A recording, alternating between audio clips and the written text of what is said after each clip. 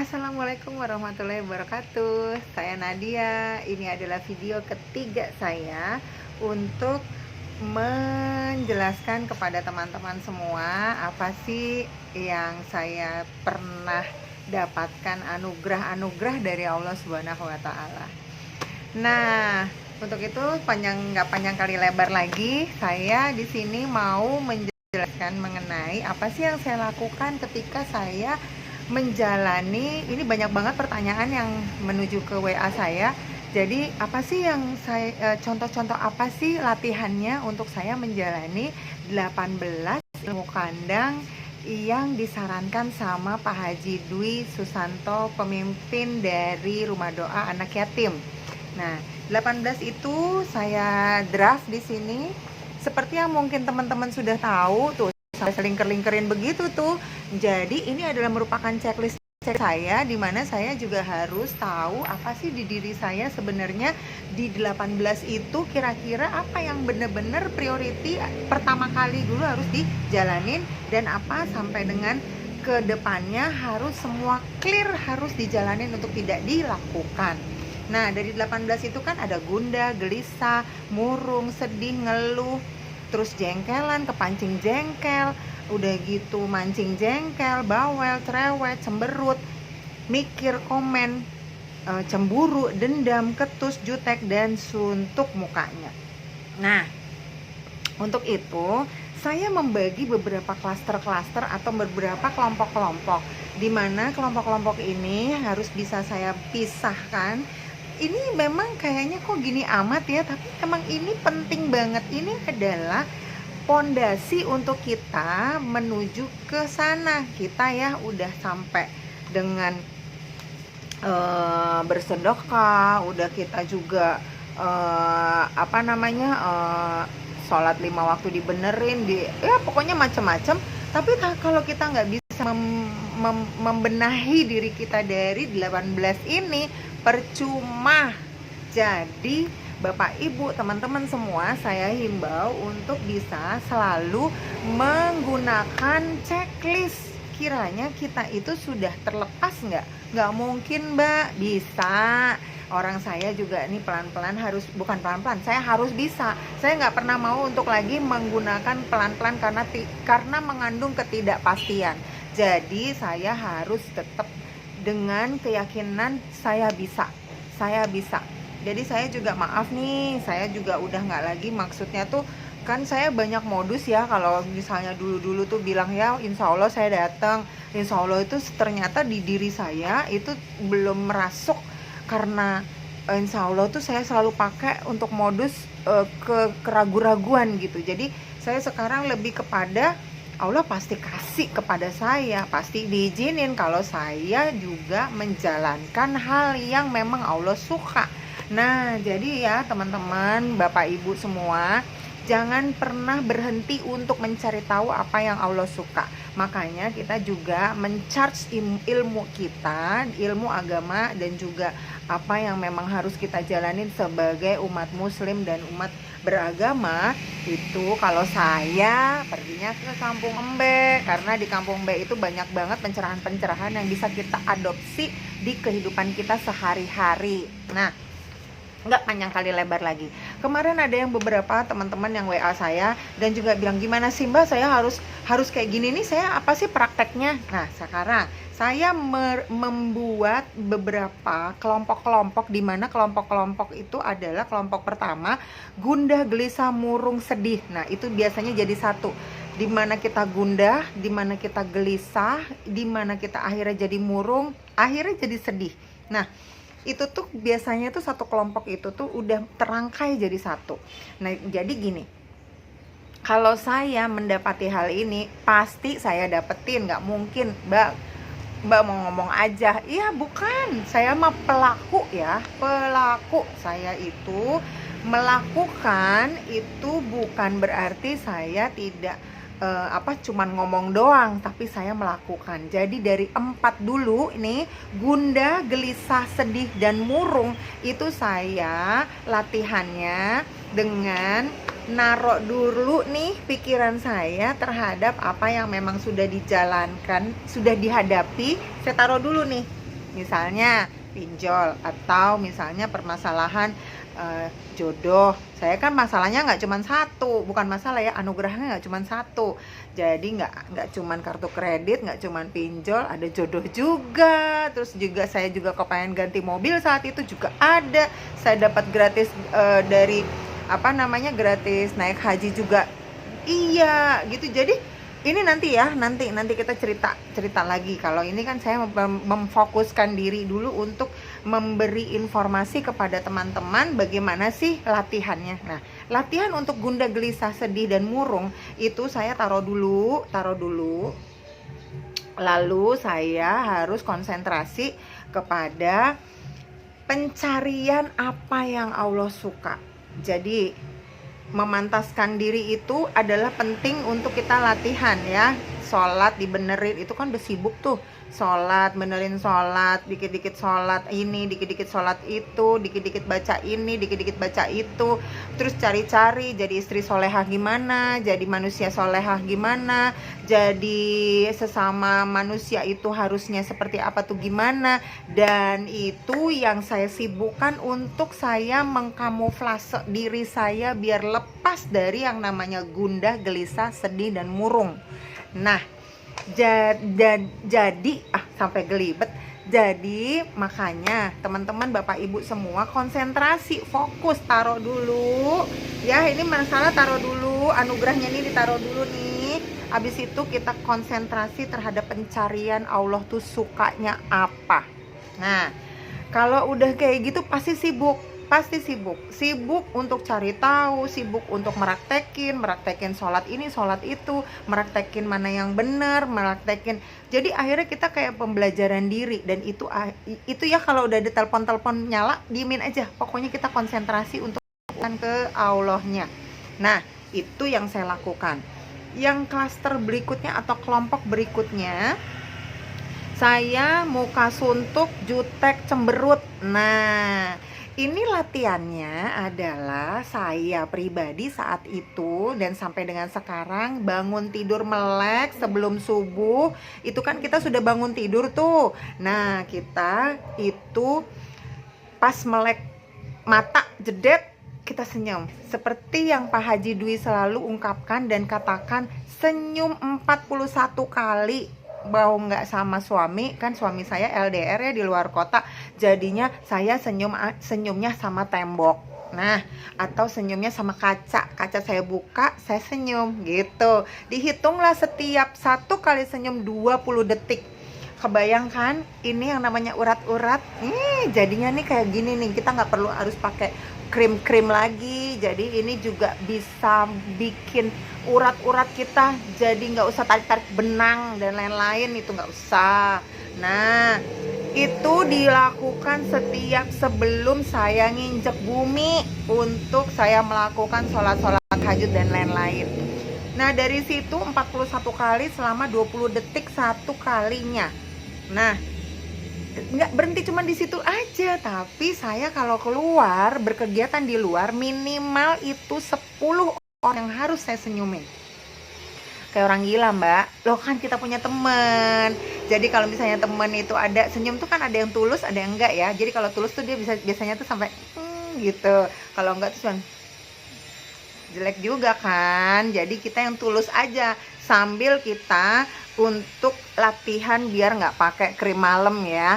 Jadi biar bisa nggak tarik-tarik benang di urat-urat muka kita. Jadi akhirnya kita belajar senyum di 10 minimal orang yang harus kita temui, yang kita kenal. Kalaupun memang kita nggak kenal atau kita keinjek ya, misalnya keinjek, maaf, senyumnya harus sampai gini nih, sampai matanya gini nih. Nah, itu yang namanya senyum yang benar-benar senyum. Itu saya lakukan setiap hari, setiap saat sampai sekarang, untuk menghindari muka suntuk, muka jutek, muka cemberut. Tapi tetap yang namanya pikiran taruh dulu. Nah, yang berikutnya adalah ngeluh dan komen.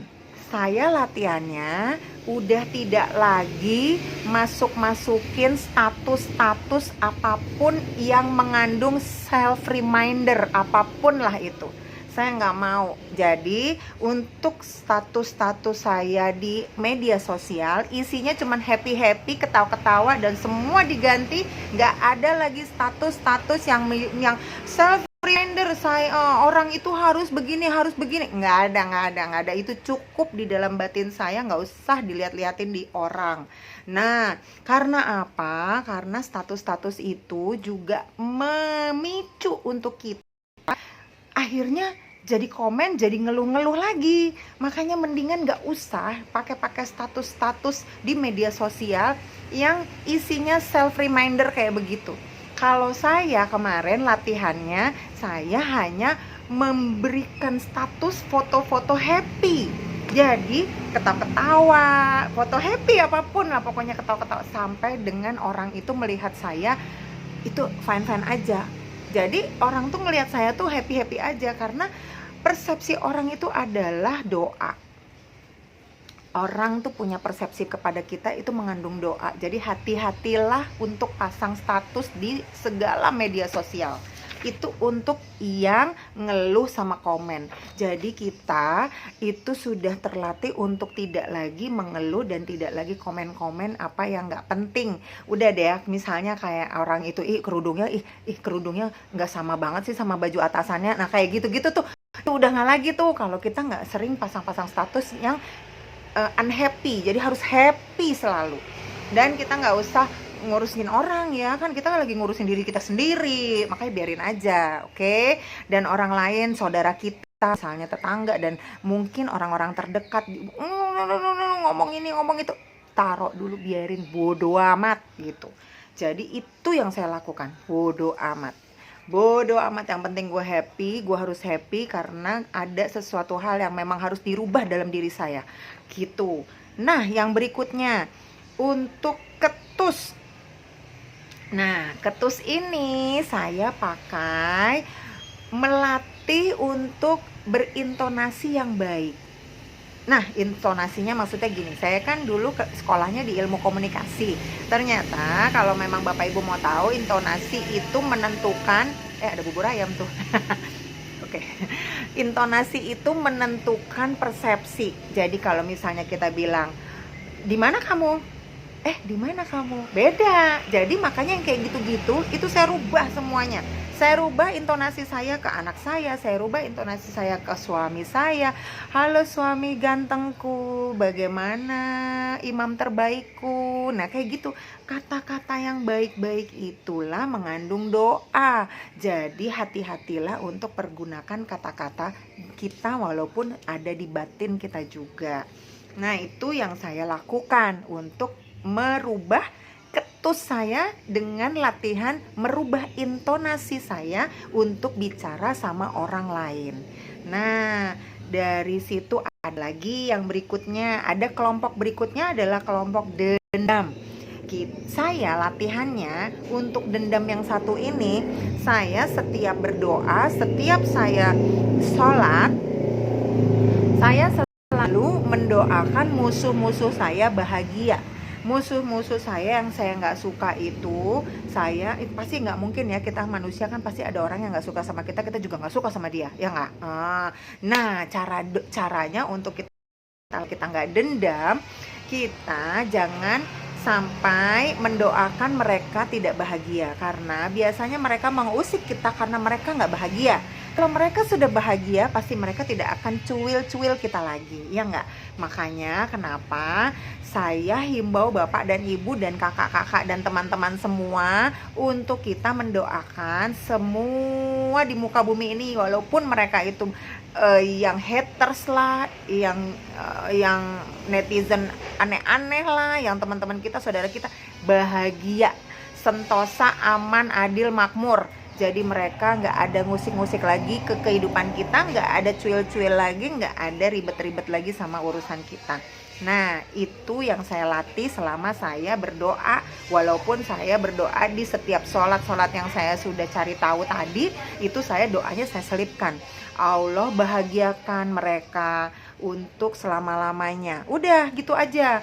Jadi nggak usah pakai bahasa-bahasa ini ya. Saya juga nggak tahu bahasa doa yang bahasa Al-Qurannya gimana, pokoknya saya mah yang di ngerti aja. Jadi tinggal ngomong Allah berikan mereka kebahagiaan sampai dunia dan di akhirat. Udah gitu aja, kebahagiaan yang cakep-cakep deh doainnya. Nah, habis itu ada lagi kelompok berikutnya, mikir dan cemburu. Nah, kalau misalnya kita mikir, kadang-kadang kan kalau sama pasangan kita suka mikir, dia bener gak ya, dia cinta sama gue, dia bener. Itu saya sampai, jujur saya tuh kadang-kala suka buka-buka YouTube motivasi tentang pasangan. Tapi nggak apa-apa, itu buat pengetahuan. Terkadang kita kan juga nggak tahu isi hati kita gimana, isi pasangan kita gimana. Tapi yang lebih baik adalah untuk mencari tahu bagaimana ceritanya nih, kisahnya istri yang solehah tuh harus apa.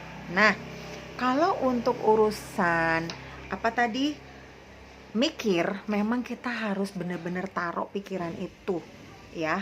Ini penuh nih, kayak di dalam gelas ya, dimasukin air penuh bludak kan. Nah, udah tuh nggak muat karena memang permasalahan itu, kalau seperti yang Pak Haji selalu bilang, permasalahan itu bukan kita yang nyelesain. Jadi ngapain kita mikir-mikir sampai situ-situ. Kita cuma jalanin doang untuk doa, untuk minta, selesai. Yang jalanin itu untuk menyelesaikan semuanya itu cuma Allah. Makanya saya selalu dari awal juga mikir, bener apa Allah yang nyelesain? Bener ternyata. Jadi makanya Pak Haji kalau selalu bilang, jangan mikir.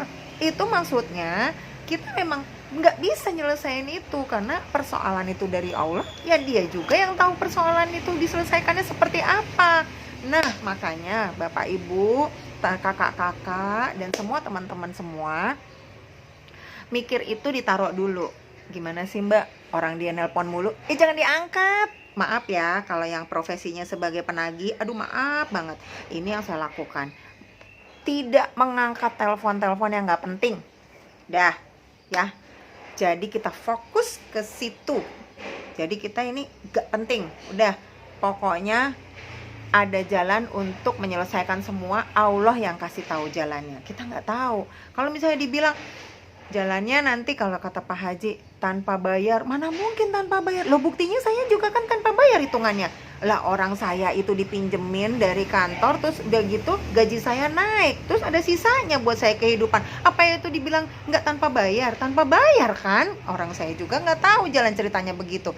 Nah, setiap orang kan beda-beda jalan ceritanya. Kita juga nggak tahu yang lain bagaimana tanpa bayar itu gimana gitu kan. Makanya kita fokus aja, fokus cari tahu maunya Allah itu apa, sukanya apa, termasuk untuk bersedekah. Nah, untuk yang tadi mikir dan cemburu juga jangan mikir. Kalau misalnya mikir, kita kan pasti ada cemburu-cemburunya tuh. Nggak usah mikir, udah pokoknya konsentrasi langsung ke yang punya. Udah gitu aja. Saya selalu langsung berpikiran positif. Jadi kalau misalnya mau tahu nggak, dia kan gini, dia kan begitu, masa kita di gini, udah telan aja, dengerin aja, tapi nggak usah iya nggak usah, udah biarin aja, itu urusan dia, kan Allah yang ngatur, biarin aja, nanti juga ada balasannya dari Allah, bukan kita yang bales, ya nggak? Nah, untuk cemburu juga biasakan, kalau misalnya kita sama suami itu berarti kan sudah adanya jodoh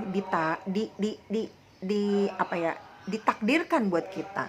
Berarti dia adalah yang terbaik buat kita. Kecuali kalau memang ternyata ada sesuatu hal, terus akhirnya saya juga kemarin terus terang saya pernah bercerai sekali aja.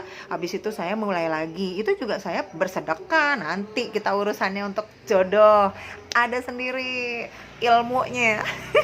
Nah, habis itu untuk cemburu-cemburuan kita singkirin dengan positive thinking. Suami jauh, dia nanti gini. Nah, berarti kamu begitu. Kalau misalnya dia udah, nanti dia begini, nanti dia begitu, berarti kamu yang begitu. Makanya kamu gak mau digituin. Makanya Bapak Ibu semua, saudara-saudaraku, jangan punya pikiran jelek. Karena kalau pikiran jelek itu adalah sebenarnya cerminan kita yang gak mau digituin. Nah, ya oke. Kalau kita gak gitu, maksudnya kalau kita nggak gitu, pasti nggak akan kita cemburu-cemburu dan berpikir jelek, ya. Nah, yang berikutnya, bawel dan cerewet. Nah, bawel dan cerewet ini, kalau saya bilang bawel itu adalah ya perkataan yang diulang-ulang. Kan udah diulang, udah ngomong, udah tahu, diulang lagi, biar nggak lupa. Nah, itu jangan. Ya udah, sekali aja, diem aja udah. Sekarang jadi perempuan, kita yang santun, yang biasa, yang bisa melegakan hati laki-laki, yang bisa mengademkan suasana batin semua di lingkungan kita. Ya enggak? Nah, kalau cerewet ya udah. Kalau memang udah dikasih tahu sekali dengan intonasi dan senyuman dan yang performance yang baik gitu omongannya ya. Nah, itu jangan diulang lagi. Jangan terus akhirnya dikeselin jadi akhirnya udah capek, kita udah pusing urusan yang itu, kita taruh pelan-pelan, udah gitu kita ngomongnya capek. Ini biasanya untuk para kaum perempuan ya, maaf ya para kaum perempuan yang enggak, tapi kalau misalnya saya kan dulu begitu. Jadi jangan lagi kita cerewet sama bawel karena capek nih, ngomong banyak tuh capek, apalagi kalau ngomongnya nggak happy, tenaga keluar, rugi buat apa ya. Jadi yang dulu saya latihannya adalah saya berusaha untuk tidak mengulang-ulang kalimat dan kata-kata yang mungkin saya tidak puas, jadi saya diam latihannya gitu. Nah, untuk yang berikutnya, jengkelan, mancing jengkel, kepancing jengkel. Ini jadi satu ya. Jengkelan, mancing jengkel, dan kepancing jengkel. Itu banyak banget. Jengkelan, kita ngelihat deh tuh ada telepon bolak-balik. Ini coba dulu gue nggak gini, coba dulu gue nggak gitu, coba. Nah, itu saya latihannya. Saya naruh pikiran dulu. Saya berusaha positive thinking. Jadi harus dilawan. Jadi nggak bisa pelan-pelan, harus cepet langsung melawan itu. Tidak lagi tidak lagi negative thinking, kita harus positive thinking, legowo, nerima. Nah, ini dia nih urusan legowo sama nerima. Yang paling penting untuk mengatasi 18 ini, kita memang harus menerima ya. Yang seperti saya pernah katakan, karena saya juga adopsi dari kalimat-kalimatnya Pak Haji Dwi Susanto sebagai pemimpin RDAY. Saya selalu dibilang begini, legowo mbak, terima. Memang terima itu ternyata setelah saya ikuti, setelah saya nyemplung, setelah saya melaksanakan semua anugerah ini dan sampai selesai, anugerah ini menjadi berkah, itu terima kuncinya. Dari semua itu, kalau kita nggak dimulai dari terima, nggak bisa. Jadi semua harus terima, baru nanti ikhlas mengikuti. Terima dulu, dia bawel, dia apa, biarin aja, yang penting kita nggak ya, kita terima. Dia begini, dia begitu, dia enak aja. Gua kan juga capek dong, gini. Biarin, Allah yang ngatur, yang penting kita terima dulu permasalahannya, anugerahnya. Habis itu kita terima, kita harus menerima juga untuk kita bisa berubah. Yang penting habis menerima harus berubah. Berubah itu nggak cuman berubah yang sedikit-sedikit, pelan-pelan, enggak. Saya menghimbau berubahnya harus cepat belajar, cepat berubah, cepat bisa tahu apa permasalahannya yang harus dihadapi di dia sendiri, biar semua lingkungan itu bisa jadi mengikuti gravitasinya.